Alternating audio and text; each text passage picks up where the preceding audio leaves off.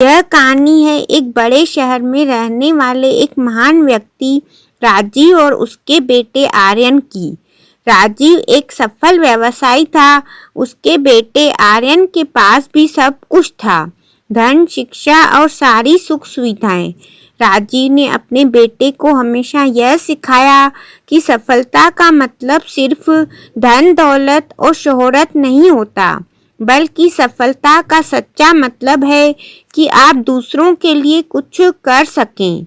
राजीव और आर्यन के बीच में एक गहरा रिश्ता था और वे एक दूसरे के साथ हर समस्या का समाधान ढूंढते थे। एक दिन जब आर्यन अपने दोस्तों के साथ पार्क में खेल रहा था, तब उसने एक गरीब लड़के को देखा। गरीब लड़का झूला झूल रहा था, लेकिन कुछ समय बाद अचानक उसका झूला टूट गया था और वह बिना झूले के इधर उधर दौड़ रहा था। आर्यन ये सब देखकर बुरा महसूस कर रहा था। आर्यन ने अपने दोस्तों से कहा, मुझे ठीक तरीके से आज खेलने का मन नहीं है, मैं अब घर जा रहा हूँ। वह गरीब लड़के के पास गया और पूछा, तुम्हारा झूला टूट गया है? गरीब लड़का हंसते हुए बोला, हाँ, लेकिन कोई बात नहीं, मैं इसे खुद ही दोबारा बना लूँगा। आर्यन थोड़ी देर के लिए सोचता रहा और फिर उसने अपना महंगा झूला उस गरीब लड़के को दे दिया। गरीब लड़का बहुत खुश हुआ और आर्यन का धन्यवाद करने लगा। आर्यन अपने घर वापस गया और अपने पिता को यह सब कुछ बताया।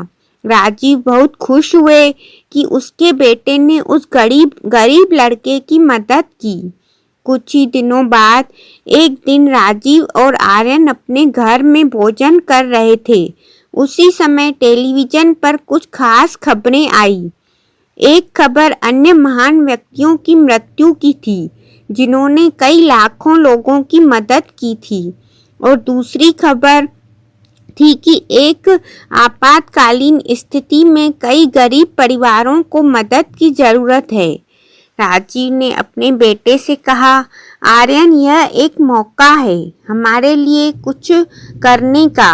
हमें उन लोगों की मदद करनी चाहिए जो अपने जीवन की सबसे मुश्किल घड़ियों में है।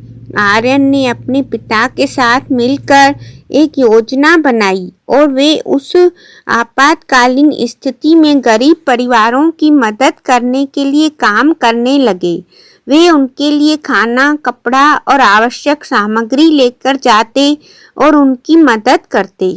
आर्यन ने देखा कि जीवन में सच्ची खुशी उस समय होती है जब आप दूसरों की मदद करते हैं।